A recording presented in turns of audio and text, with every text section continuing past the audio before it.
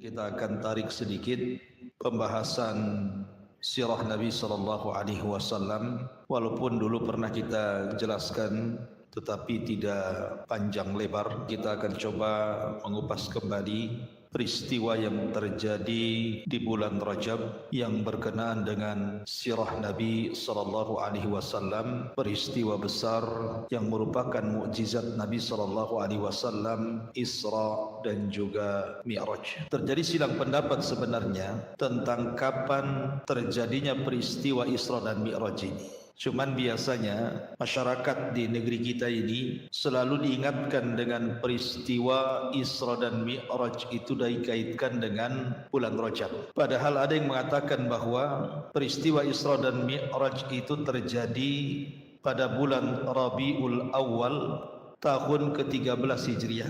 Tahun ke-13, bukan Hijriah, setelah diangkatnya menjadi Nabi, artinya sebelum hijrah Nabi sallallahu alaihi wasallam. Ada juga yang mengatakan terjadi di bulan Muharram pada tahun sama ke-13 sebelum hijrah Nabi sallallahu alaihi wasallam. Ada juga yang mengatakan di bulan Ramadan pada tahun 12 setelah diangkatnya menjadi Nabi, artinya 1 tahun sebelum hijrah. Tapi ada juga yang mengatakan bulan Rajab, tetapi bukan tanggal 28, tetapi ada yang mengatakan tanggal 27 di bulan Rajab tahun ke-10 dari kenabian, artinya 3 tahun sebelum hijrah. Ada juga yang mengatakan setelah diangkatnya beliau menjadi Nabi dan Rasul 5 tahun setelahnya baru terjadi peristiwa Isra dan Mi'raj. Allahu alam, terlampau banyak pendapat kan. Ada yang mengatakan bulan Rabiul Awal, ada yang mengatakan bulan Muharram, ada yang mengatakan bulan Rajab, ada yang mengatakan bulan Ramadan, sehingga kita tidak bisa memastikan sebenarnya peristiwa Isra dan Mi'raj itu kapan. Akan tetapi yang jelas bahwa peristiwa Isra Mi'raj ini harus memiliki ketulusan iman. Sebab kalau tidak memiliki ketulusan iman, susah untuk dipercaya. Bagaimana mungkin waktu yang sangat singkat, sesingkat-singkatnya, bisa melakukan perjalanan maha dahsyat dari Masjidil Haram ke Masjidil Aqsa, naik lagi ke Sidratil Muntaha. Siapa yang akan sanggup melakukannya kalau bukan karena kuasa Allah? Makanya ketika peristiwa berlaku ini saja di zaman para sahabat sendiri hampir terjadi keraguan. Dan hanya Abu Bakar Siddiq radhiyallahu anhu yang paling mantap dan mengatakan, kalau seandainya ada peristiwa yang lebih mustahil daripada Isra dan Mi'raj, aku yang pertama kali membenarkannya. Itu di zaman dulu tuh.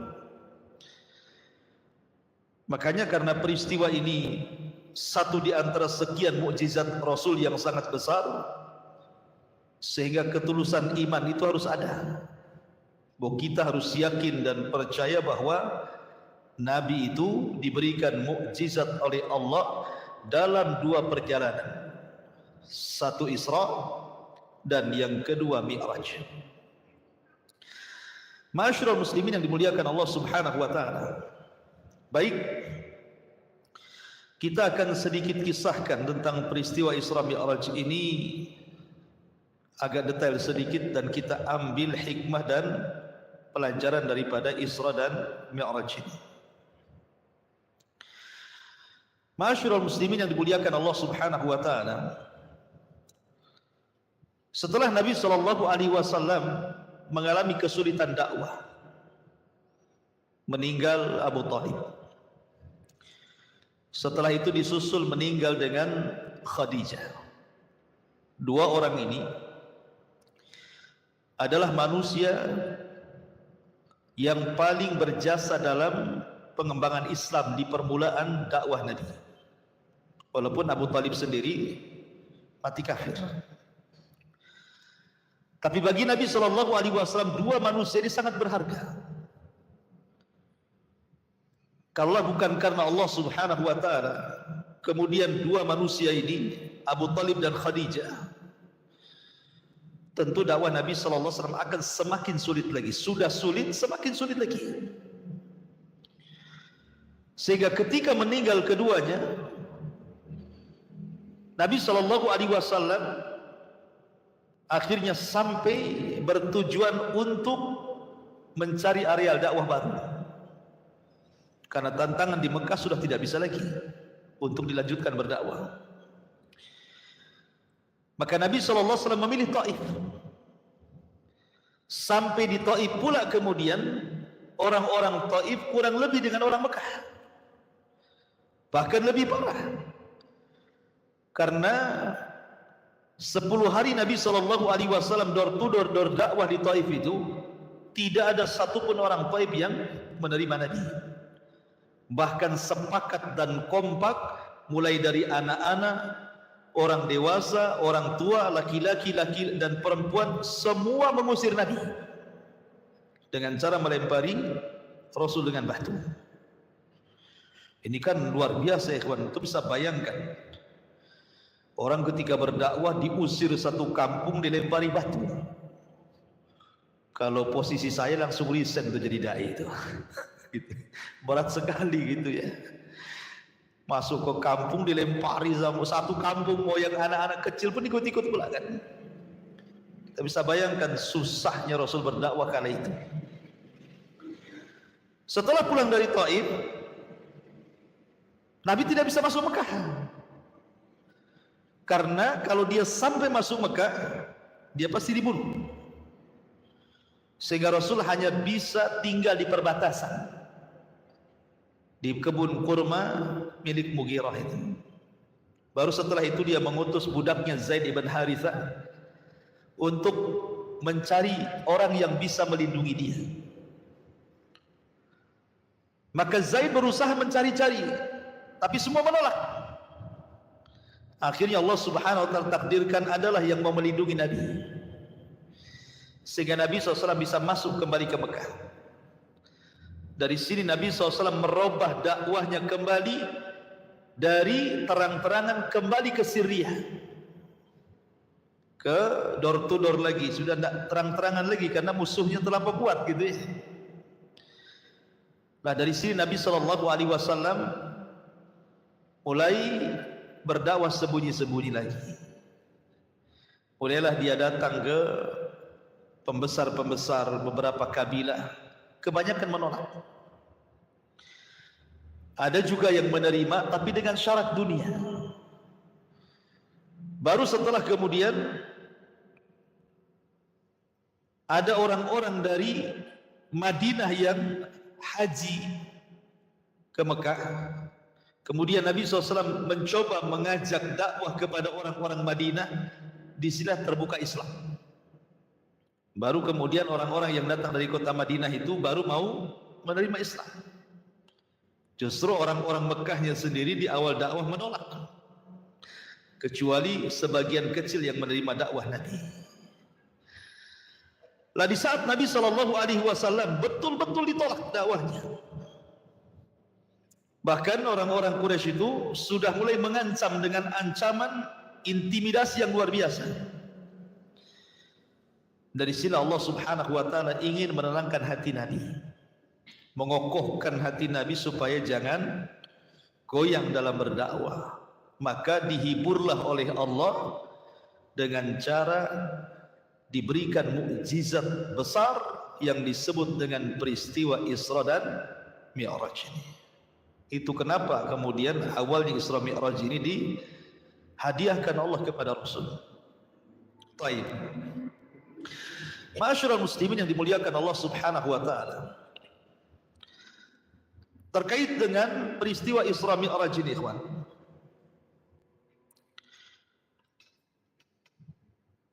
kita mulai daripada kisah Nabi SAW ketika Nabi SAW di rumah Ummu Hani. Memang banyak riwayat ya tentang masalah Isra Mi'raj itu. Tetapi pendapat yang paling kuat wallahu alam, jadi peristiwa Isra Mi'raj itu dimulai dari rumahnya Ummu Hani. Ketika Nabi SAW berada di Hatim. Hatim itu di sekitar sumur Zamzam. Ada yang mengatakan di Hijr Ismail. Tiba-tiba kemudian Nabi SAW didatangi dua malaikat. Malaikat ini kemudian membawa Nabi SAW ke Hatim, ke dekat sumur Zamzam ini. Kemudian membelah dadanya. Kemudian setelah dibelah dadanya, diambil jantung, kemudian dicuci di bejana emas dengan air Zamzam, dan Allah penuhi jantung Rasul dengan hikmah dan iman. Kemudian dimasukkan lagi dan dijahit kembali. Tentu ini kan medisnya malaikat ya. Kalau medisnya orang bisa mati itu. Dan Rasul akan merasakan sakit yang luar biasa kalau orang yang mengoperasinya kan, karena di zaman itu juga peralatan-peralatan medis tidak secanggih zaman sekarang. Paling tinggi mungkin kalau ngurangi sakit itu suruh minum arak gitu ya kalau zaman dulu kan. Dari sini pertanyaannya, kenapa Nabi SAW dibelah dadanya? Dibersihkan hati dan jantungnya. Walaupun ada khilaf ulama berapa kali sebenarnya Rasul itu dibelah dada itu. Ada yang mengatakan 2 kali, ada yang mengatakan 3 kali. Yang mengatakan 2 kali, peristiwanya adalah pertama saat Rasul masih kecil. Di rumah siapa? Halimah Sa'diyah. Ketika usia Rasul SAW masih anak-anak. Kemudian peristiwa yang kedua, saat peristiwa Isra Mi'raj dibelah dada lagi. Tetapi ada yang berpendapat tiga pendapat, ketika Nabi SAW diangkat menjadi Nabi. Tetapi riwayat yang sahih wallahu alam, bahwa Rasul itu hanya dibelah 2 kali saja. Pertanyaannya, kenapa harus dibelah dadanya? Dibersihkan jantungnya, diisi iman dan hikmah serta takwa yang luar biasa pada hati Nabi SAW. Karena Nabi SAW akan menghadap Allah secara langsung tanpa perantara Jibril. Dari sini ada hikmah besar bagi kita ikhwan, bahwa setiap kita ini pasti akan berjumpa dengan Allah. Saya, Anda, siapapun akan berjumpa dengan Allah. Bukan berjumpa dalam arti kata melihat wajah Allah Subhanahu wa ta'ala. Semua ahli surga pasti melihat wajah Allah. Tetapi berjumpa dengan Allah itu di mauqif, di padang mahsyar. Semua manusia akan diajak bicara oleh Allah satu persatu. Dan di situ ada orang yang tidak dipandang Allah. Ada orang yang tidak mau diajak bicara Allah. Ada orang yang tidak mau dibersihkan oleh Allah. Artinya kita akan berjumpa dengan Allah di padang mahsyar. Sebagaimana Nabi SAW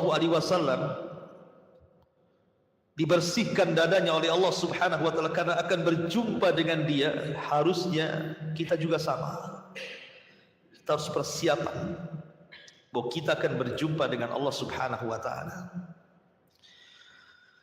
Kemudian setelah Nabi SAW dibelah dadanya, dibersihkan jantungnya, kemudian dimasukkan kembali, diisi dengan iman dan hikmah, maka Jibril kemudian sudah mempersiapkan satu kendaraan khusus untuk para nabi yang disebut dengan Buraq. Buraq ini dia lebih kecil dari kuda, tetapi lebih besar dibandingkan keledai. Jadi sedang dia ya. Dia tidak besar kali, enggak. Kuda lebih besar, tapi tidak kecil kali seperti keledai, tidak, dia tengah-tengah. Tetapi buruk ini diberikan kecepatan langkah, kata Nabi SAW, sekali langkah madal basar, sejauh mata memandang. Kalau antum naik ke ketinggian, kemudian mata antum melihat ke jauh sana, seperti itulah lompatan buruk itu. Sekali lompatan, saking cepatnya.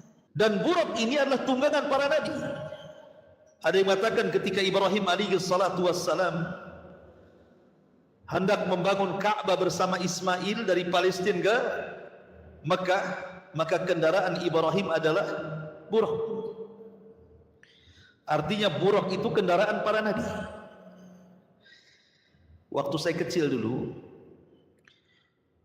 di Jawa Barat sana, kalau masuk ke rumah orang itu biasanya ada kuda bersayap, kemudian wajahnya wajah perempuan, cantik lagi, ditulisi buruk di situ. Ya kan? Ikhwatu fiddin, ini pelecehan ini. Pelecehan kepada buruk dan pelecehan kepada Nabi SAW. Dari mana tahu hadis Nabi tidak mensifati buruk itu kepalanya gadis cantik, badannya kuda dan bersayap? Nggak ada hadisnya, nggak ada riwayatnya. Kok muncul gambar?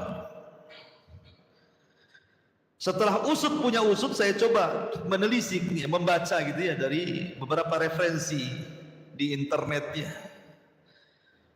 Rupanya boleh jadi itu karena hasadnya orang-orang Yahudi kepada Islam. Karena Nabi SAW itu banyak menikah dan istrinya ada 11, sehingga mereka hendak mengolok-olok Nabi SAW dengan cara menggambarkan buruk itu pun harus kepalanya wajah perempuan yang cantik. Ini kan pelecehan. Seolah-olah poligaminya Nabi SAW itu hanya sekedar untuk nafsu seks saja, kan begitu? Tidak, wallahi. Tujuan poligami Nabi SAW itu syarat dengan pelajaran dan hikmah. Karena Nabi SAW itu dibimbing wahyu, bukan manusia biasa kayak kita. Ya. Maka tidak benar itu gambaran buruk kayak gitu, tidak benar itu. Mana ada buruk kayak gitu?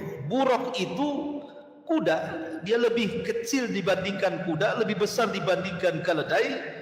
Kalau dia sekali langkah sejauh mata memandang, itu saja dalam riwayatnya seperti itu. Sudah kita imani seperti itu. Kenapa pula jadi gambar perempuan pula? Maka ini hal-hal yang bisa masuk kepada bab istihza, namanya mengolok-olok Nabi dan buruk itu sendiri gitu ya. Ma'asyiral muslimin yang dimuliakan Allah Azza wa Jalla, dalam sebuah riwayat walaupun fihi nadhar oleh sebagian ulama,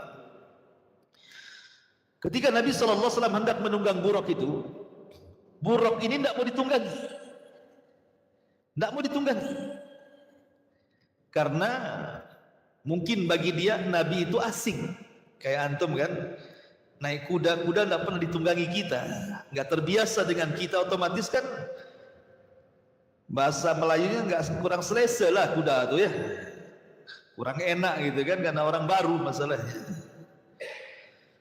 Maka ketika buruk itu bergerak-gerak, Rasul mau naik itu, maka Jibril mengatakan, ya Buraq, wallahi, wahai Buraq, demi Allah, kata Jibril, tidak ada manusia yang lebih mulia yang menunggangi dirimu kecuali Muhammad sallallahu alaihi wasallam.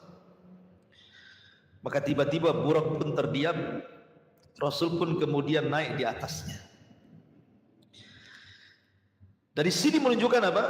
Setelah buruk itu tahu siapa yang akan menunggangi adalah Nabi sallallahu alaihi wasallam, langsung dia. Ada pelajaran apa? Buruk ini tidak berakal, dia binatang. Tapi setelah diberitahu bahwa yang menunggangi dia adalah Rasul, Sami'na wa ata'na. Terkadang ada sebagian manusia Allah berikan akal kepada mereka. Datang perintah Allah dan Rasulnya, tapi terkadang di antara manusia itu tidak langsung mengatakan sami'na wa ata'na kan? Terkadang banyak mikir. Sami'na wa tafakkarna katanya. Ya kami dengar tapi pikir-pikir dulu katanya. Kan ada yang seperti itu. Kayak orang-orang Bani Israel mengatakan sami'na wa asayna. Dengar, habis itu maksiat. Padahal Allah Subhanahu wa taala mengatakan atiullaha wa atiur rasul. Taatilah Allah dan Rasulnya. Fa in tanaza'tum fi syai'in farudduhu ila Allah war Rasul. Kalau kalian berselisih dalam sebuah permasalahan, kembalikan kepada Allah dan Rasulnya. Jadi kalau seandainya buruk yang tidak berakal saja diberitahu yang akan menungganginya, Nabi langsung diam, sami'na wa ata'na.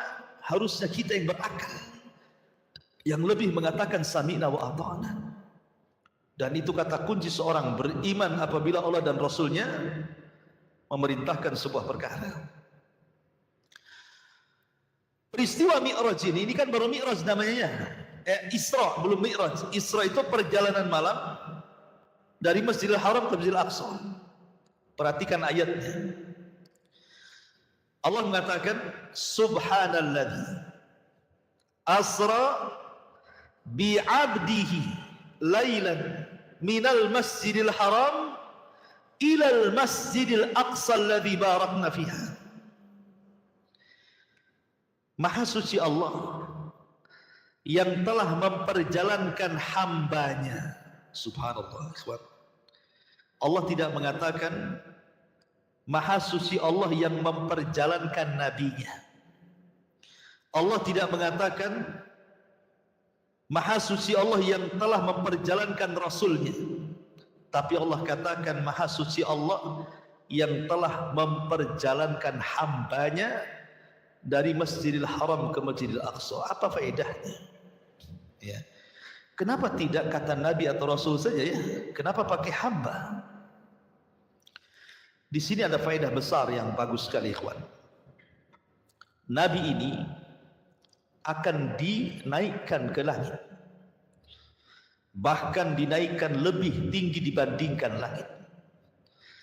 Bahkan akan melewati banyak peristiwa di langit. Bahkan akan sampai di ujung langit. Artinya Nabi akan naik ke atas. Kemudian Allah katakan kalimat abdin hamba. Seolah-olah Allah Subhanahu wa ta'ala ingin mengatakan bahwa setinggi apapun engkau wahai Muhammad, engkau tetaplah hamba. Setinggi apapun anda di dunia, tetaplah anda ini hamba. Jangan sombong. Ya. Kalau Nabi SAW saja titelnya langsung diletakkan. Allah tidak katakan asra bin nabi lailan. Subhanalladzi asra bir rasuli lailan. Tapi Allah mengatakan subhanalladzi asra bi 'abdihi lailan. Kalimat abdi di sini menunjukkan apa? Adanya kerendahan kita dengan Allah. Setinggi apapun anda, tetaplah anda itu hamba Allah. Lalu apa yang disombongkan? Tetap kita ini hamba. Karena banyak di masyarakat ini pada zaman sekarang kan, kadang-kadang baru anak tentara, anaknya tentara, enggak tentara juga dia, bapaknya yang tentara, anaknya enggak kan itu. Ada sombongnya luar biasa ya. Kamu tahu siapa saya? Bapak saya loh. Wah, bapaknya pula yang disombongkan. Anu sih. Ataupun mungkin pejabat-pejabat tertentu gitu ya. Kadang-kadang lihat cara jalannya saja. Cara jalannya saja itu sudah nampak sombongnya karena dia mentang-mentang pejabat masalahnya ya. La haula wala quwata illa. Kalau ruh anda sudah dicabut, diangkat ke langit, enggak ada anda ini harganya sama sekali. Manusia ini ya, dikeluarkan dari lubang keluar najis.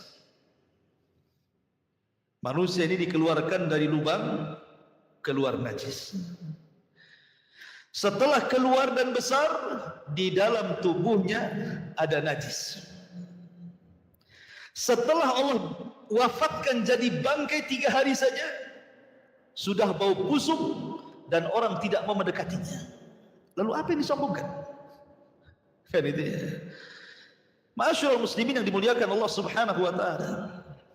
Maka ada faedah besar di sini bahwa peletakan hamba menunjukkan bahwa kita adalah hamba Allah. Setinggi apapun Anda, tetaplah kita hamba Allah. Faedah yang kedua dari kalimat hamba, bahwa peristiwa Isra Mi'raj ini bukan peristiwa mimpi. Bukan Rasul mimpi gitu kan. Kemudian dalam mimpinya dia perjalankan dari Masjidil Haram ke Masjidil Aqsa, kemudian ke Sidratul Muntaha, balik lagi. Kalau mimpi mah ngapain? Kalau mimpi bukan mukjizat lah kan, namanya orang mimpi. Tetapi Allah Subhanahu wa taala ingin mengatakan ini bukan mimpi.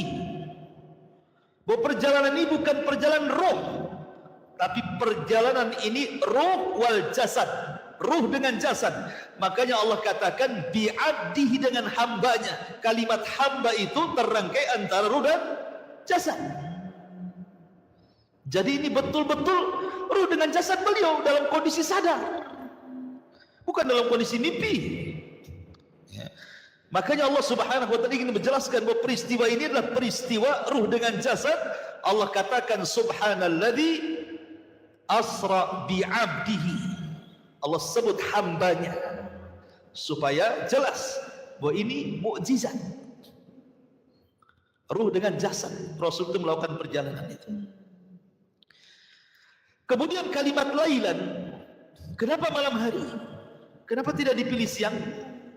Kenapa tidak dipilih sore? Kenapa mesti malam? Ya. Dari sini menunjukkan bahwa malam itu jauh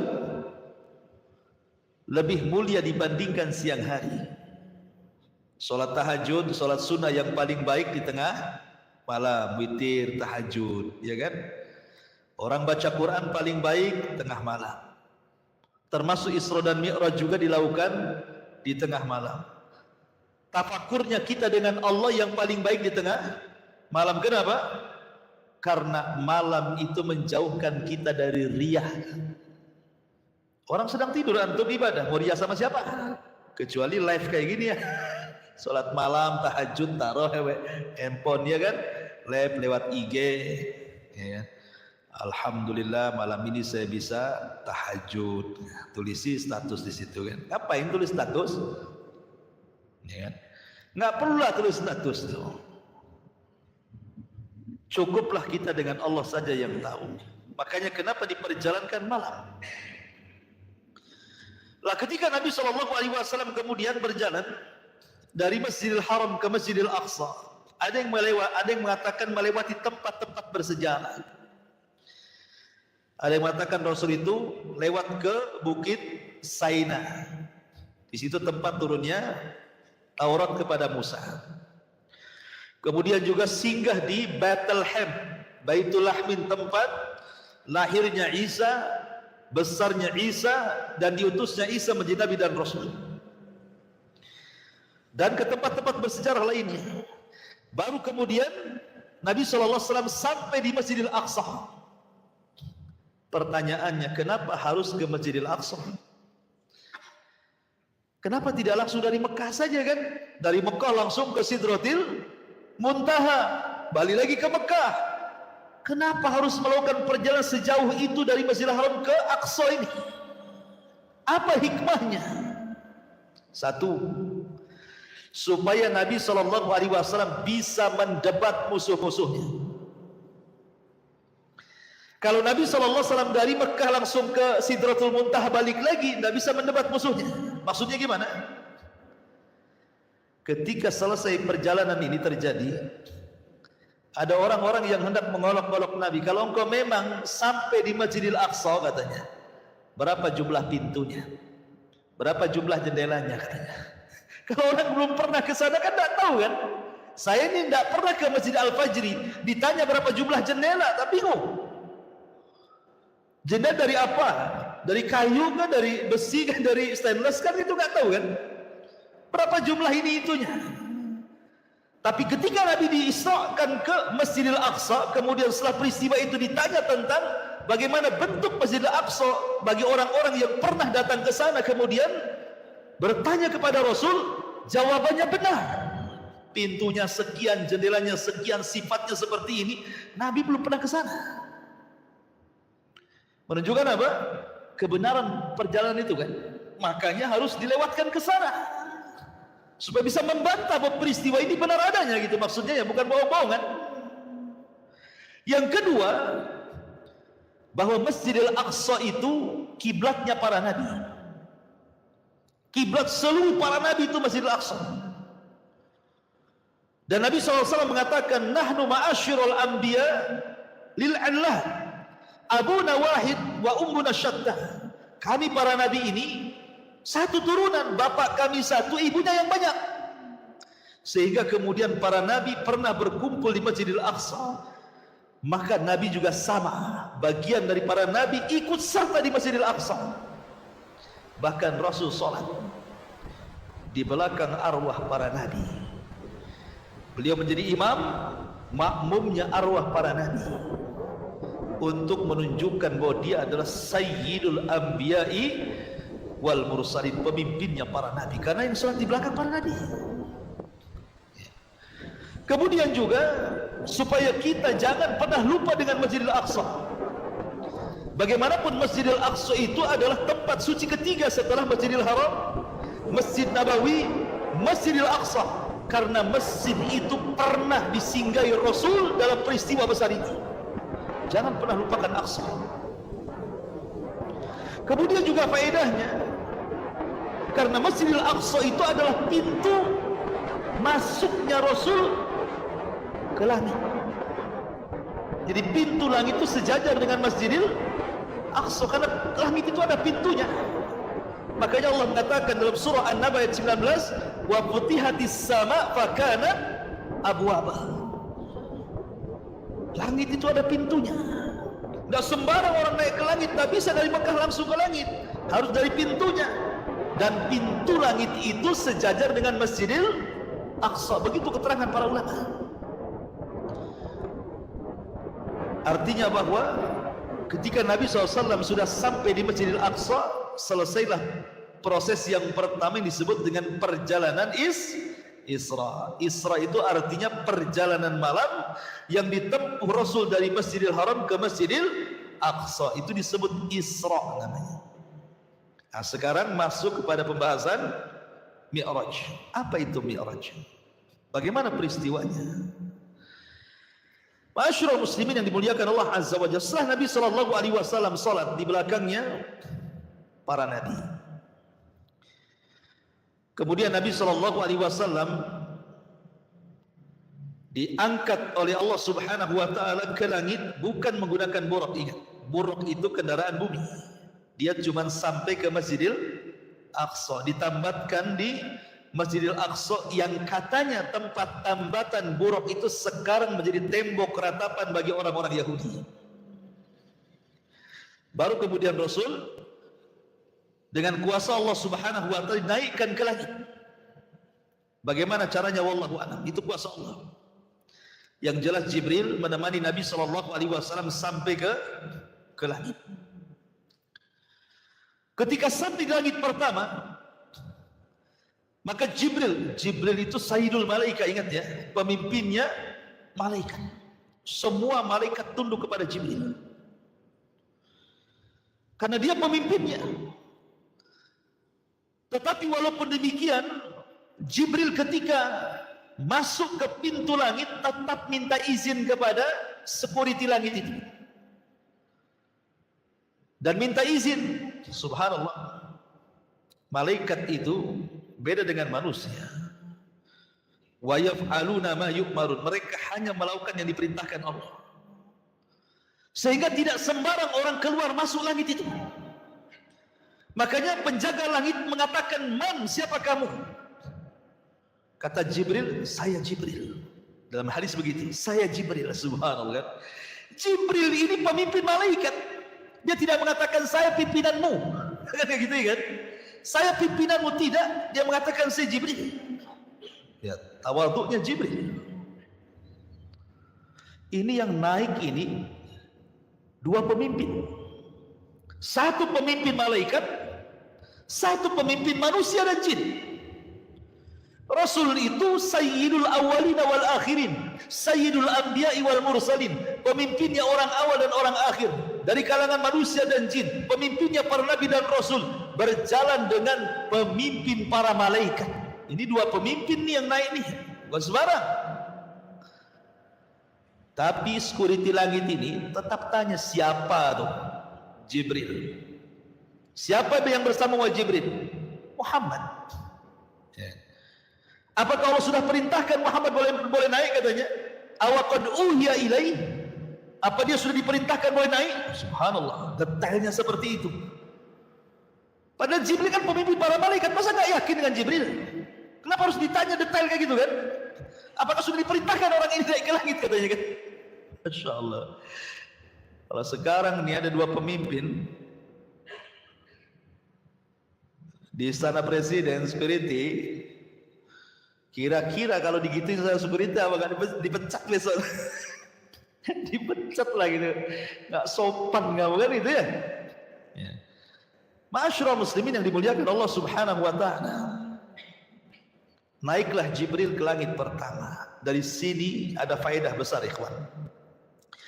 Ketika antum berbicara tentang Neil Armstrong, kalau kita sebut nama Neil Armstrong berarti cerita orang naik ke bulan. Ya kan? Pertanyaannya, bulan itu di mana? Apakah bulan itu di atas langit? Ataukah bulan itu di bawah langit? Kalau bulan itu di atas langit, Jibril saja mau naik ke langit, ada pintunya, ada security malaikatnya. Tidak sembarang orang naik ke langit. Pertanyaannya, apakah Neil Armstrong ketika ke bulan sama dengan Jibril? Paham kan? Siapa kamu? Neil Armstrong. Mau kemana? Ke bulan. Seandainya kalau saya gitu, apa seperti itu nanti ya kan? Karena Jibril saja mau naik ke lagi susah nih. Padahal dia pemimpin malaikat kan gitu. Ditanya dulu. Ya. Siapa kamu? Jibril. Siapa bersamamu? Muhammad. Apa dia sudah diperintah boleh naik? Boleh katanya. Seandainya bulan itu di atas langit, tentu Neil Armstrong juga akan ditanya seperti itu kan? Siapa kamu? Neil Armstrong. Mau kemana kamu? Ke bulan. Sudah diperintahkan naik kan? Gitu ya, pertanyaan kan harus sama kan? Berarti mungkin nggak Neil Armstrong dibukakan pintu langit itu? Nggak mungkin. Masa Neil Armstrong dibukakan pintu langit dia kafir? Kan gitu kan? Berarti kalau posisi bulan di atas langit, nggak ada orang cerita naik ke bulan. Tapi kalau seandainya posisi bulan itu di bawah langit, karena ingat langit itu bangunan loh ya, bukan awan asap itu, bukan bangunan dia. Jadi kalau umpamanya tembus ke langit, nabraklah kan gitu orang. Kalau kapal ini mau ke langit, nabraklah bangunan. Langit itu bangunan. Kayak kita cor-coran kayak gini kan bangunan nih. Makanya ada pintunya. Gak sembarang orang naik ke langit itu. Tapi kalau seandainya posisi bulan itu di bawah langit, seandainya posisi bulan di bawah langit, mungkin Neil Armstrong bisa sampai ke bulan. Jadi pertanyaannya itu, apakah bulan di atas langit atau bulan di bawah langit? Gitu saja ya. Kalau bulan di atas langit, mustahil Neil Armstrong naik ke langit, sebab dia harus masuk ke security malaikat dulu.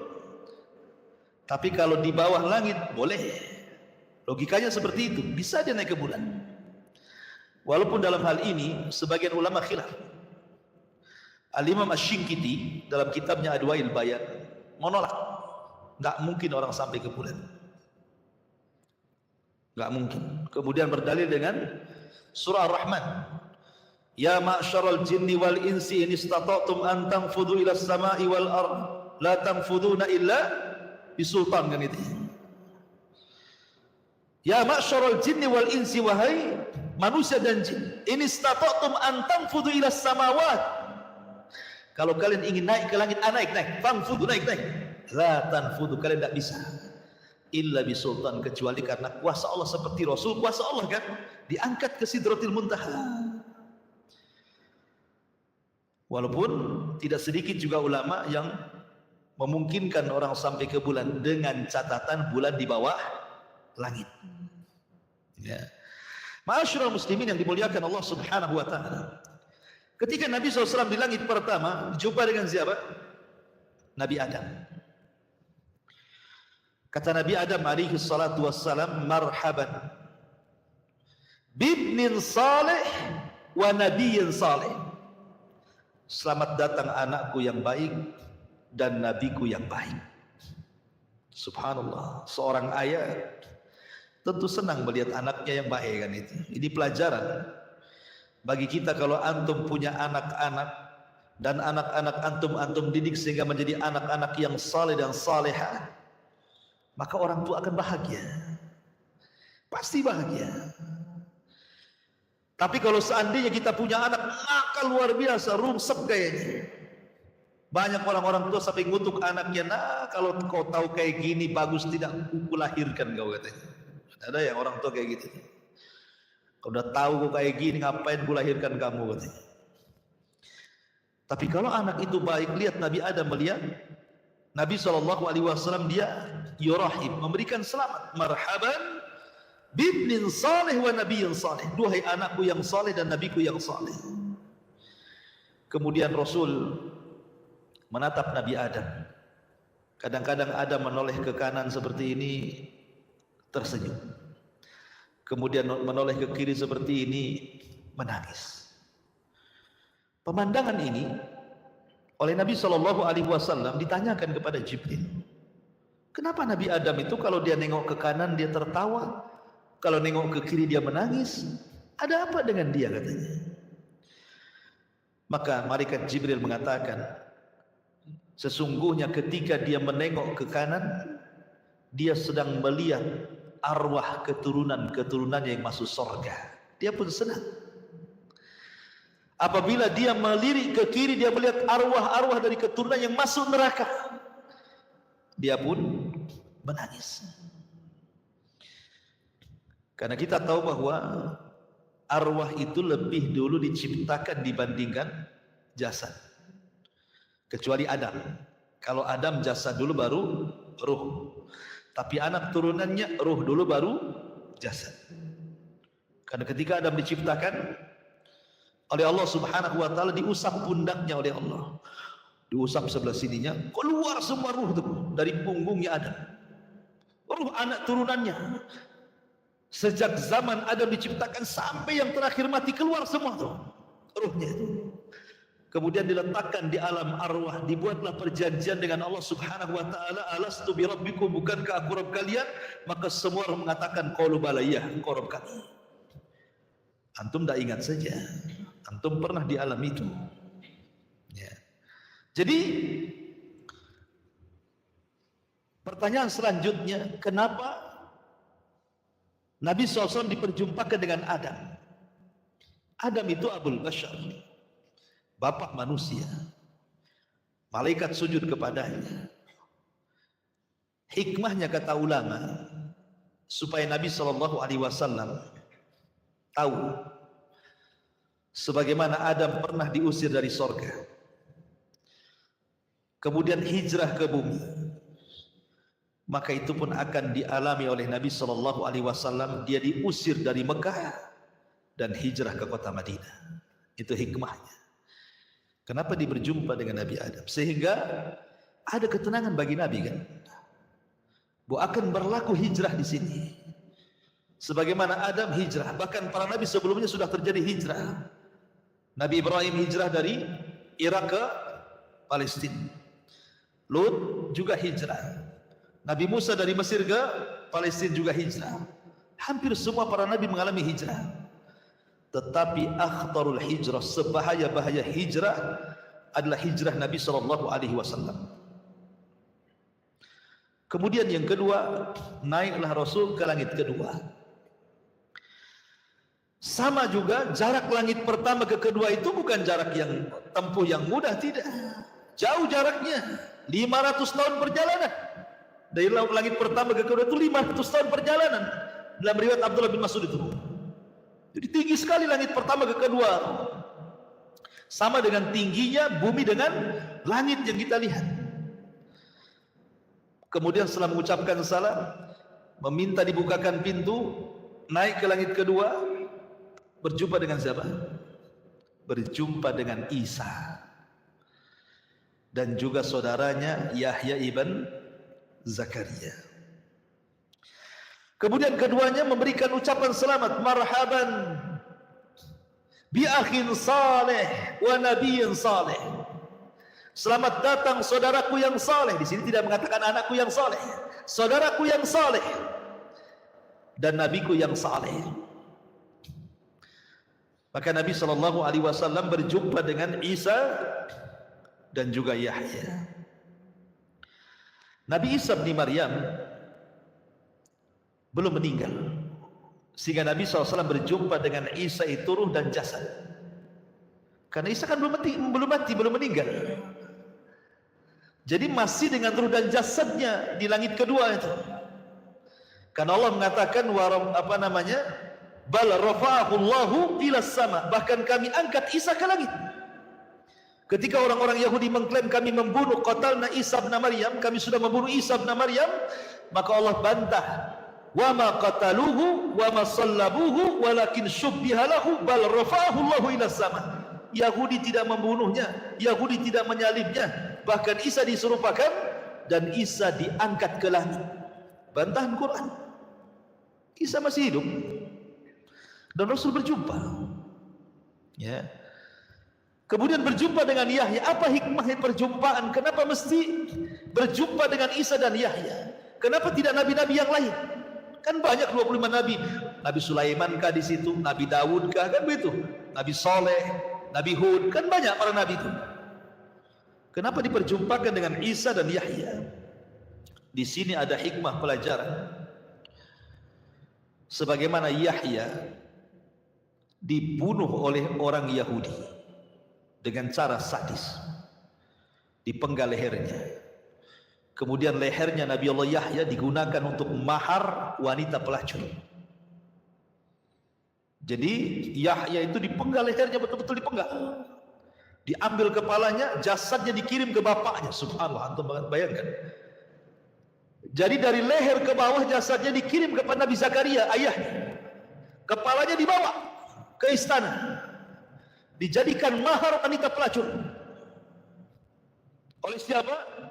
Yahudi.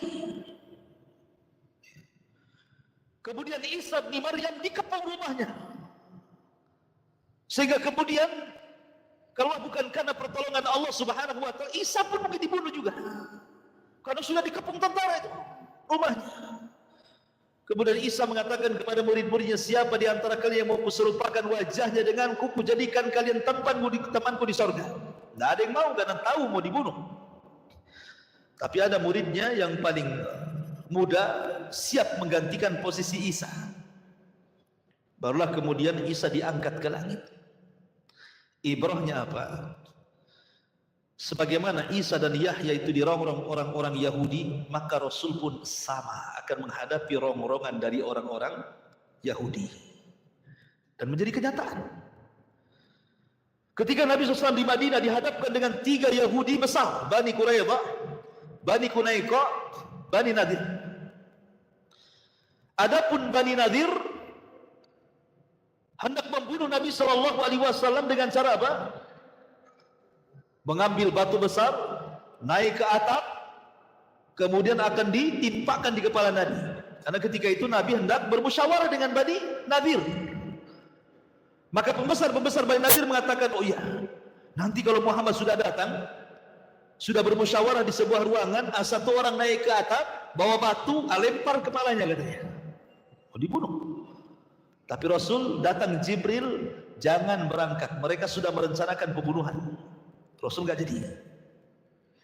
Bani Quraidah Ketika Nabi SAW pulang dari Khaybar, menang dalam perang Khaybar, kemudian pura-pura menjamu Rasul dan para sahabat. Daging yang diberikan kepada Rasul dikasih racun, dan Nabi sempat memakan racun itu. Sebab itulah Rasul meninggal diracun. Ya, walaupun jarak pengaruhnya lama kan, dari perang Khaybar sampai ke 11 Hijriah, tapi Rasul baru merasakan rasa racun itu ketika sudah dekat-dekat ajalnya. Allah hendak memilihkan kematian Rasul mati syahid, makanya meninggal dengan cara seperti itu. Tapi lihat keganasan orang Yahudi. Kemudian orang-orang Yahudi datang kepada Labid bin Asam, seorang penyihir Rasul. Rasul disihir Labid bin Asam. Siapa yang membayar Labid bin Asam untuk menyihir Rasul? Yahudi. Memang Yahudi itu kurang ngajar betul, membunuh para nabinya. Termasuk Nabi SAW berkali-kali upaya pembunuhan terjadi kan. Makanya kemudian Rasul dipertemukan dengan Isa dengan Yahya. Jangan heran, sebagaimana mereka dirongrong orang Yahudi, kau pun akan dirongrong orang Yahudi. Hati-hati dengan Yahudi, gitu maksudnya. Baru Nabi SAW naik ke langit berapa? Ketiga. Berjumpa dengan siapa? Nabi Yusuf. Dan Yusuf itu dikatakan memiliki separuh dari ketampanan Adam. Berarti Adam itu tampan, ya kan? Kalau Nabi Yusuf saja separuh ketampanan Adam, wanita-wanita itu ngiris-ngiris jari sambil pegang buah. Faqatta'na aydiyahun. Mereka sampai mengiris-ngiris begini, nggak terasa darahnya nyucur gitu ya. Nengokin Yusuf belang gitu kan, saking gantengnya. Berarti Adam tuh ganteng sekali.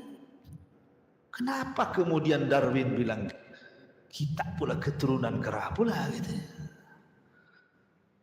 Adam mana ada gantengnya kera itu? Tengok kera itu, gantengnya dibedakin pun tidak ada ganteng-gantengnya kera itu. Mau dioperasi plastik akan ganteng deh. Masyarakat muslimin yang dimuliakan Allah Azza wa Jalla. Jadi Adam itu ganteng sekali. Makanya Yusuf diberikan separuh ketampanan Adam. Lalu apa hikmahnya? Kenapa Rasul diperjumpakan dengan Nabi Yusuf? Hikmahnya, Nabi Yusuf ini ketika usia 10 tahun dicelakakan oleh siapa? Saudara-saudaranya kan? Saudara-saudaranya datang kepada ayahnya, kami kan jarang main dengan Yusuf ya, tolonglah sekali-kali mainlah dengan kita, izinkan. Masa di rumah terus gitu kan? Kata ayahnya, enggak, saya takut Yusuf dimakan serigala. Loh, kami ini orang-orang kuat, masa kami nggak bisa kalahkan serigala, katanya. Akhirnya terus minta-minta, dilepas juga Yusuf. Apa yang terjadi? Terjadilah makar saudara-saudara Nabi Yusuf. Mereka pun berbuat jahat. Akhirnya memasukkan Yusuf ke sumur. Padahal mereka itu 3 perencanaannya: dibunuh, dilempar ke tengah-tengah hutan, atau dimasukkan ke sumur. Lihat jahatnya mereka tuh.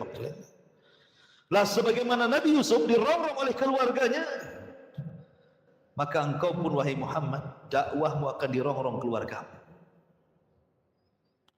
Siapa yang merongrong pertama dakwah Rasul? Abu Lahab. Abu Lahab yang pertama merongrong dakwah Nabi.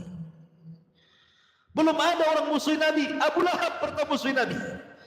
Makanya Allah kutuk sampai kiamat, tabbat yada abi lahabin wa tab, ma agna anhu maluhu wa ma kasab, sayasla naran dzata lahab, wa imra'atu hammalatal hatab fi jidha hablum min masad. Bayangkan surah Tabbat sini tidak diselipkan di surah Al-Baqarah, tidak pula diselipkan di surah Al-Imran, tidak juga diselipkan di surah Al-An'am. Kenapa? Kalau seandainya Tabbat siada diselipkan di tengah-tengah Al-Baqarah, nggak ada orang baca. Sikit yang baca kan. Baca Al-Baqarah mana imam? Imam baca paling 5 ayat awal aja Al-Baqarah, habis itu nah mungkin satu surat Al-Baqarah, kecuali Ramadan kan itu ya. Itu pun yang banyak hafal aja yang hafid. Tapi Allah sendirikan Tabbat tidak diletakkan di tengah-tengah surat panjang, disendirikan jadi surat pendek, sehingga mudah dihafal dan semua orang mudah baca, dan imam rata-rata membacanya. Bayangkan, supaya peristiwa ini jangan dilupakan.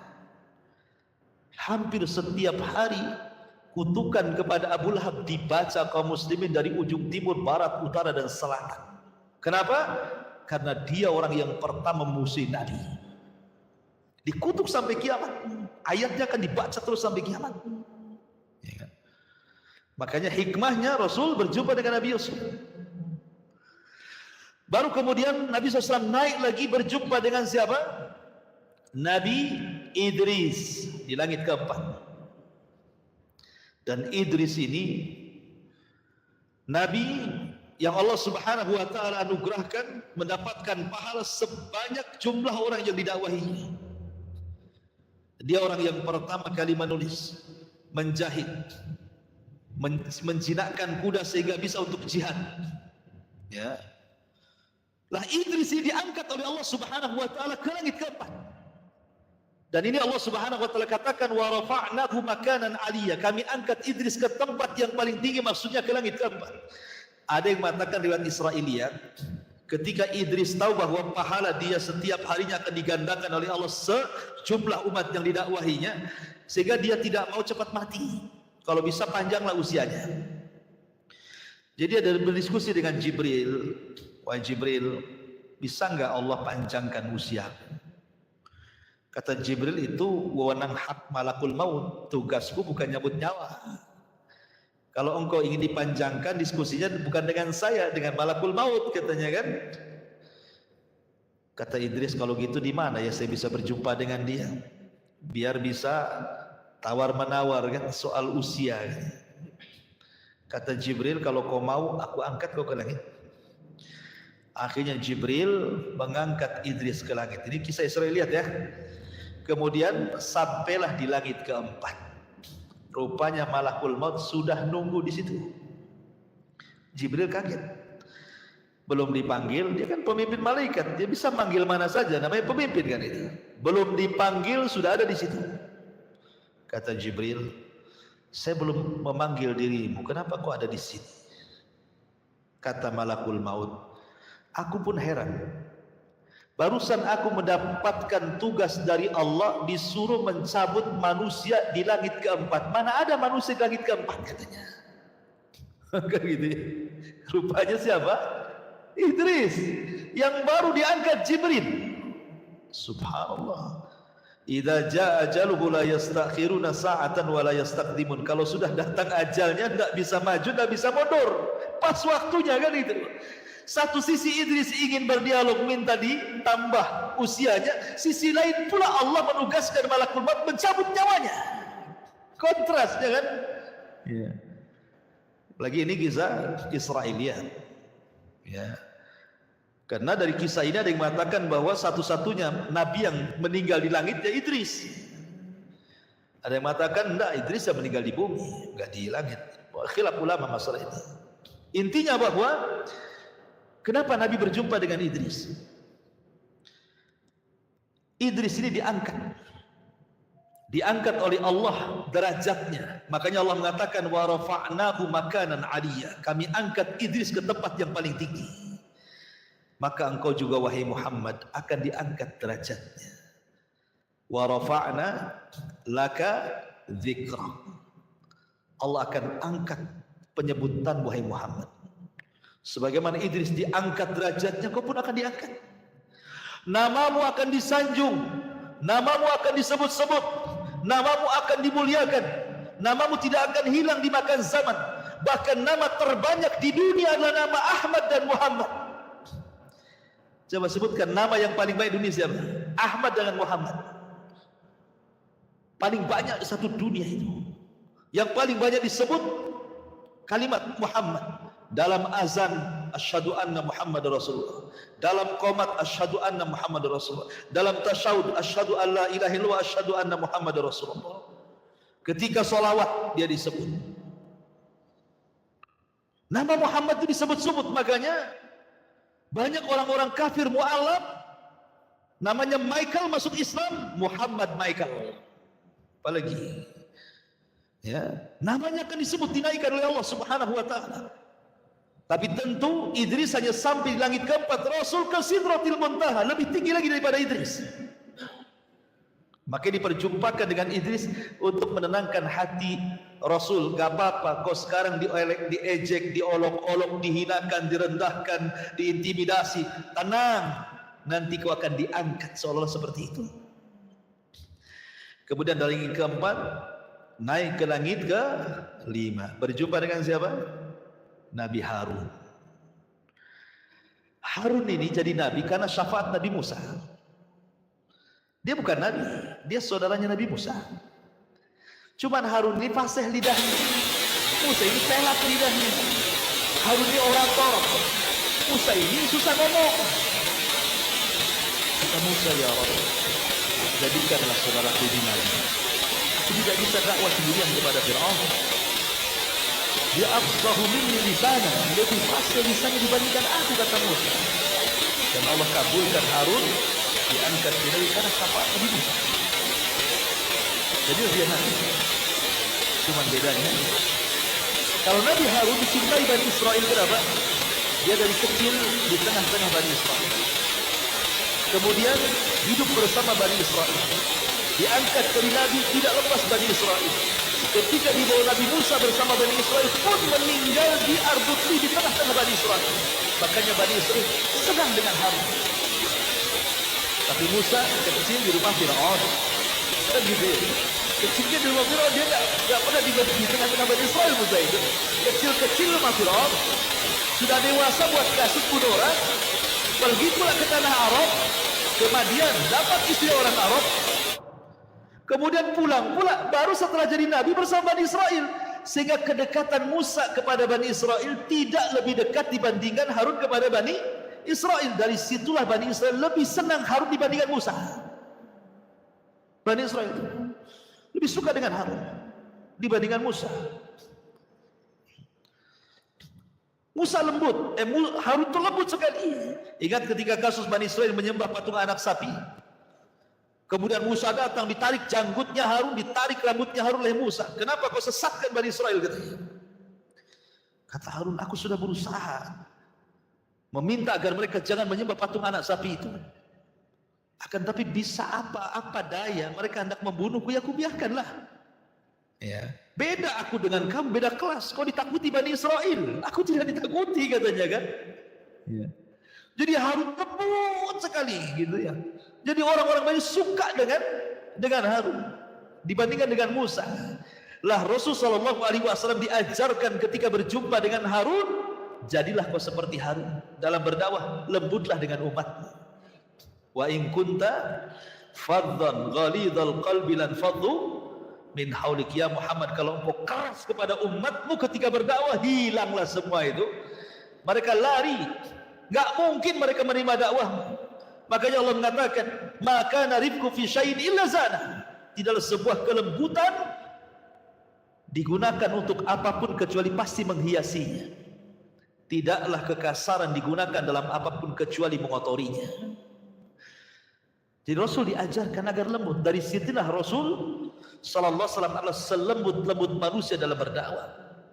Ud'u ila sabili rabbika bil hikmati wal mau'izatil hasanah wajadilhum billati hiya ahsan. Laqad kana lakum fi Rasulillahi uswatun hasanah.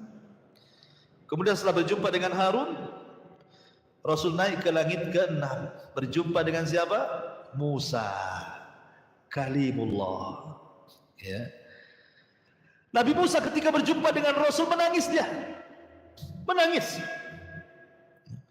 Kemudian dia mengatakan, seraya mengisyaratkan kepada Nabi SAW, bagaimana mungkin anak semuda ini, kata Nabi SAW disyaratkan kepada Rasul, bagaimana mungkin anak semuda ini yang diutus di akhir zaman, tetapi umatnya lebih banyak masuk surga dibandingkan umatku, katanya. Ini bukan hasad. Cuman Nabi Musa memuji Rasul gitu. Bagaimana bisa anak muda ini diutus di akhir zaman, usianya pendek, tapi umatnya paling banyak dibandingkan umatku, yang masuk surga jauh lebih banyak dibandingkan umatku masuk surga, katanya. Sedih Nabi Musa, iri dengan Rasul. Harusnya seperti itu. Antum kalau melihat dunia, lihat ke bawah. Kalau lihat agama, lihat ke atas. Maksudnya apa? Lihat dunia, jangan ke bawah, jangan ke atas, pegel. Ya Rob, kenapa lah tetangga sebelah itu enak kali lah usahanya. Kemarin beli mobil, sekarang nambah lagi beli, dari tingkat pula. Apa kerjanya orang itu? Punya tuyul kali. Kadang-kadang kan aneh gitu ya. Antum kalau nengok orang pegel nih, nengok terus tuh pegel nih. Coba antum negak gini sih pegel. Coba lihat ke bawah, bersyukur antum. Alhamdulillah saya walaupun ngontrak-ngontrak tapi tak kayak orang itulah tidur di bawah jembatan kan itu ya. Bersyukur dia. Ada syukurnya gitu loh kalau niat ke bawah. No? Itu kalau dunia. Kalau agama janganlah nengok ke bawah. Alhamdulillah saya masih hafal Fatihah wa Duha. Si Anu belum hafal. Kapan antum mau hafal lebih itu kapan kalau gitu caranya? Harusnya antum nengok ke bawah, ke atas kalau agama kan. Aduh si Anu Al-Baqarah hafal, masa saya nggak bisa hafal? Saya harus hafal juga. Itu maksudnya. Kalau agama ke atas, dunia ke bawah, supaya bersyukur. Dari sini Nabi SAW mengatakan, la tangduru ila man huwa fauqakum. Jangan melihat kepada orang yang di atas kalian. Fangduru ila man huwa asfala minkum. Tapi lihatlah kepada orang yang di bawah kalian. Fahuwa ajdar alla tajrar nikmatallah alaikum. Supaya kalian lebih bisa bersyukur akan nikmat yang Allah anugerahkan kepada kalian. Ini faedah dari perkataan Nabi Musa ini. Karena Nabi SAW ketika bicara tentang Ya'juj dan Ma'juj, kata Adam, Allah memanggil Adam, ya Adam,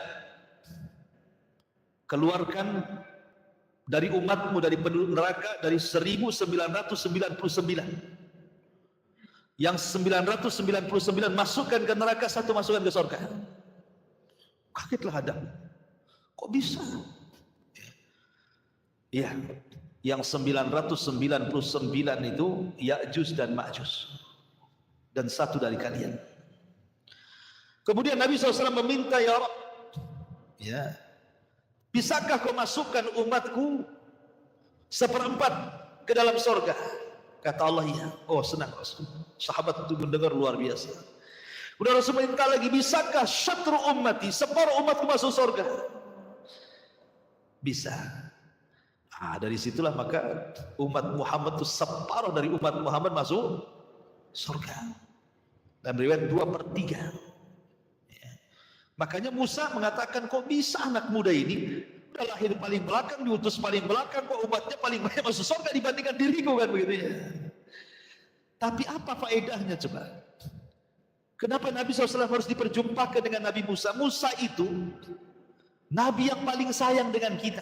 Makanya kalau antum bacakan, paling banyak kisah Musa dicantumkan dalam Quran. Termasuk umatnya Bani Israel lebih banyak diceritakan dalam Al-Quran. Padahal umat-umat terdahulu banyak. Ada kaum Ad, kaum Samud, kaum Madian, kaum Sodom. Tapi Bani Israel yang paling banyak diceritakan.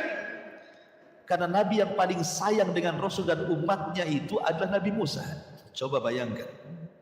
Kalau Nabi Musa tidak ngomong sama Rasul, apa yang Allah perintahkan kepada? Kata Rasul, 50 waktu sholat. Apa kata Musa? Laqad jarrabtu Bani Israel fala yastati'un. Aku sudah coba ibadah seberat itu kepada Bani Israel, gak sanggup mereka. Sebaiknya kau naik lagi ke atas. Coba minta keringanan. Yang meminta keringanan Rasul. Siapa yang nyuruh? Nabi Musa kan? Jadi Musa itu sayang juga dengan kita kan itu. Seandainya Nabi Musa nih tidak ngomong seperti itu kepada Rasulullah, kemudian Rasul langsung turun ke bumi, kemudian kita diwajibkan sholat 50 waktu, ikhwan. Jangan lagi cerita 50 waktu. 5 waktu saja alasannya satu gudang. Maghrib capek, males jamaah, kadang-kadang tinggal maghrib, waktu isya udah ngantuk kan ya? Tidur. Nanti subuh sibuk persiapan kerja. Apalagi coba alasannya kan? Ada aja alasan orang sholat itu, ya kan? Ini baru 5 waktu loh ya. Cemana 50 waktu? Nak berapa banyak lagi alasan antum? Alasannya bukan segudang lagi, itu bergudang-gudang alasannya kan itu. 5 waktu macam-macam alasannya. Coba sayangnya Nabi Musa loh ya. Umatmu nggak sanggup, minta lagi keringanan. Masya Allah. Syukur antum sama Nabi Musa kan gitu ya. Karena dia nyuruh Rasul untuk minta keringanan. Akhirnya Nabi SAW kemudian minta keringanan 5 dari 50, 45, 40, 35, 30, 25, 20, 15, 10 sampai terakhir 5 kan gitu ya. Coba bayangkan. Semua ini upaya Nabi Musa. Karena Rasul itu Nabi yang paling pemalu. Rasul itu pemalu sekali. Dia kalau diperintah itu tidak mungkin tidak dilaksanakan. Dan tidak mau tawar-tawaran. Itu malunya Rasulullah itu. Rasul manusia yang paling malu. Akhlaknya luar biasa. Sehingga apapun diperintahkan Allah, laksanakan. Itu modelnya kan. Tapi Musa merayu, jangan. Aku pernah loh melakukan ini kepada Bani Israel. Bani Israel badannya kuat-kuat, umatmu lemah-lemah. Bani Israel gede-gede, umatmu kecil-kecil. Aku sudah coba yang seperti itu aja gak kuat, apalagi umatmu katanya kan. Nah, akhirnya Rasul ikut sarannya Nabi Musa, naik lagi ke langit, minta lagi keringanan, kan luar biasa. Ya. Lalu kenapa kemudian Nabi SAW berjumpa dengan Musa? Apa hikmahnya? Nabi Musa ini orang yang paling sabar ketika berdakwah di tengah-tengah Bani Israel. Macam-macam ujian. Makanya Rasul mengatakan, laqad udhiya akhu Musa katsira fasabara. Sungguh saudaraku Nabi Musa itu banyak kalilah ujiannya di tengah-tengah Bani Israel itu, tapi dia Nabi yang sabar luar biasa. Macam-macam fitnah Bani Israel itu. Diturunkan mukjizat beriman, nanti kufur lagi, minta mukjizat diturunkan lagi, kufur lagi, diturunkan mukjizat. Begitu saja Bani Israel itu. Sampai terakhir mereka memfitnah Nabi Musa gara-gara nggak mau mandi sama mereka. Jangan-jangan Musa ini mungkin bahasa kitanya ada kurapnya mungkin itu di badannya itu. Masa mandi saja harus sendiri katanya. Atau jangan-jangan Musa itu nggak ada ototnya. Jangan-jangan kayak perempuan tuh badannya katanya. Kok nggak mau mandi sama kita? Oh, zaman dulu kan mandi di rame-rame. Jangan kan zaman Nabi Musa, zaman kita kecil-kecil di kampung saja di sungai mandi bareng-bareng nyemplung kan itu ya. Nabi Musa itu pemalu. Sampai bayangkan kehormatannya dicelak sama Bani Israel, gak dihormati. Tapi Allah membantu nabinya ketika Nabi Musa mandi, bajunya ditaruh di batu, batunya jalan. Dikejar sama Nabi Musa telanjang itu, batunya jalan.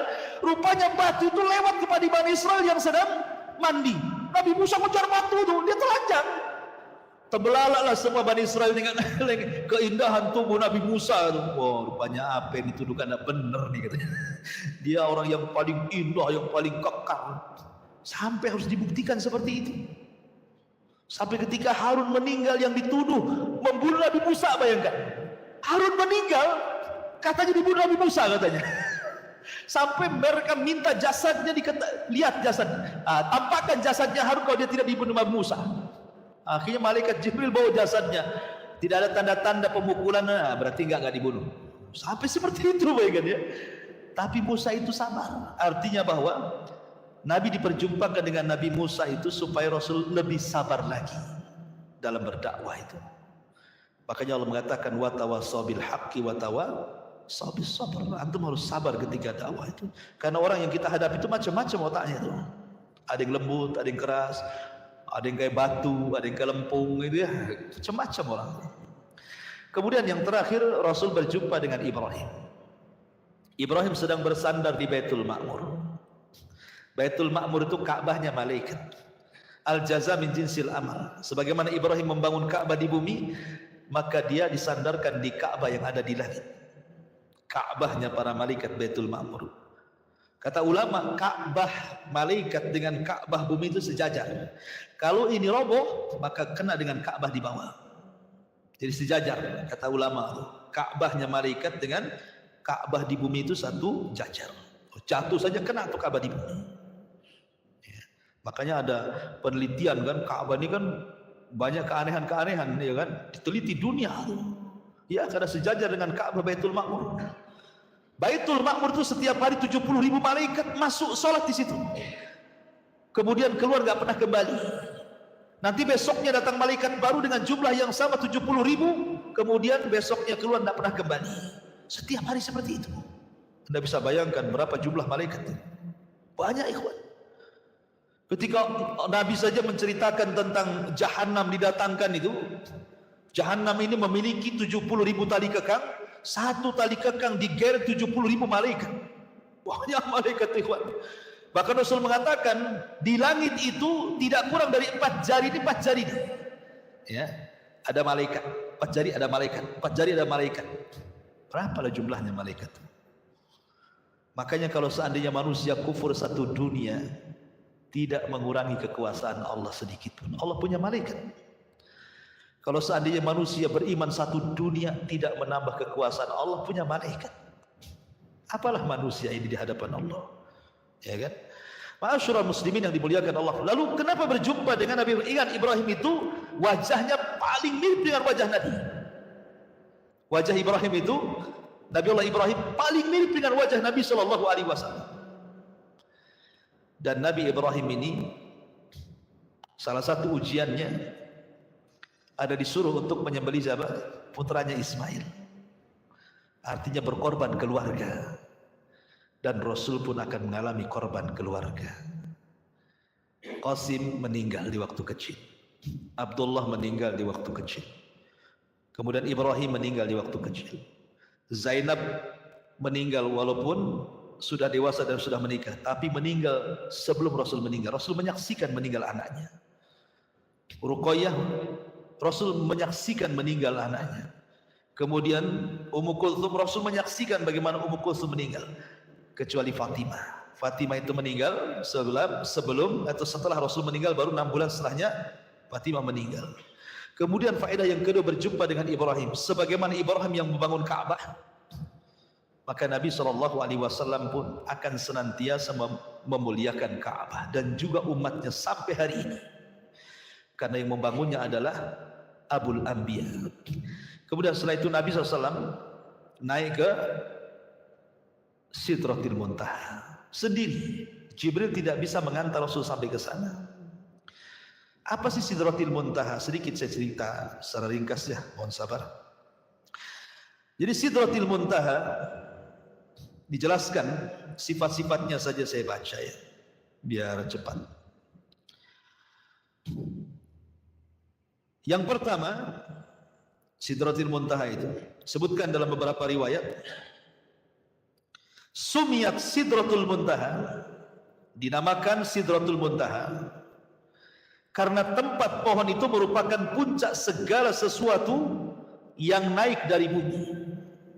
Li'annahu yantahi ilaiha ma ya'ruju minal ardi.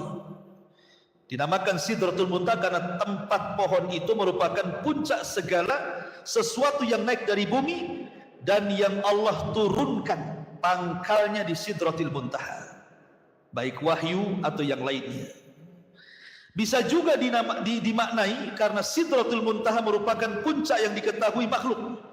Lebih dari itu makhluk tidak tahu, karena pohon itu berada di atas langit dan bumi, sehingga Sidratul Muntaha merupakan puncak ketinggian di mana terhenti semua ilmu makhluk di situ.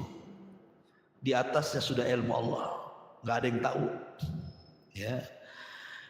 Bahkan dikatakan Ibnu Abbas dinamakan Sidratil Muntaha, pohon puncak, karena ilmu malaikat puncaknya sampai di sini. Tidak ada yang bisa melewatinya kecuali Rasul sallallahu alaihi wasallam. Dan diriwayatkan dari Ibnu Abbas, semua ketetapan Allah yang turun pangkalnya ada di Sidratil Muntaha. Ma'asyiral muslimin yang dimuliakan Allah Subhanahu wa taala. Jadi dari sini para ulama mengatakan secara ringkas, Sidratil Muntaha bentuknya pohon, layaknya pohon bidara, ma'ruf pohon bidara, tetapi tentu sama nama beda rupa. Ya. Kita lihat pohon bidara itu hanya nama saja, tapi bentuknya seperti apa ya Allah a'lam, kan gaib kan. Kemudian di pohon ini sangat besar, hingga ketika penunggang kuda ini dia berjalan 100 tahun, naungannya tidak akan hilang. saking gede.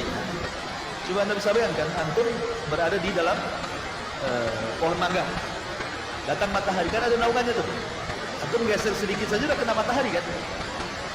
Kalau antum pacu dengan 100 tahun dengan kuda balap, jangan berhenti. Sampai di mana tuh? 100 tahun nggak berhenti. Nah, seperti itulah naungan pohon Sidrah itu. Besar tuh, ya kan? Kemudian juga Sidratul Muntaha memiliki daun dan buah. Daun Sidratul Muntaha seperti telinga-telinga gajah dan buahnya seperti kendi yang sangat besar. Terdapat laron-laron dari emas. Antum tahu laron ya, laron sawah itu kan. Tapi ini emas, bukan laron-laron dari sawah kan. Laron-laron emas itu berterbangan di pohon itu. Diliputi dengan perintah Allah hingga warnanya berubah. Dan pohon Sidratul Muntaha sangat indah hingga tidak ada manusia yang mampu menggambarkan keindahannya.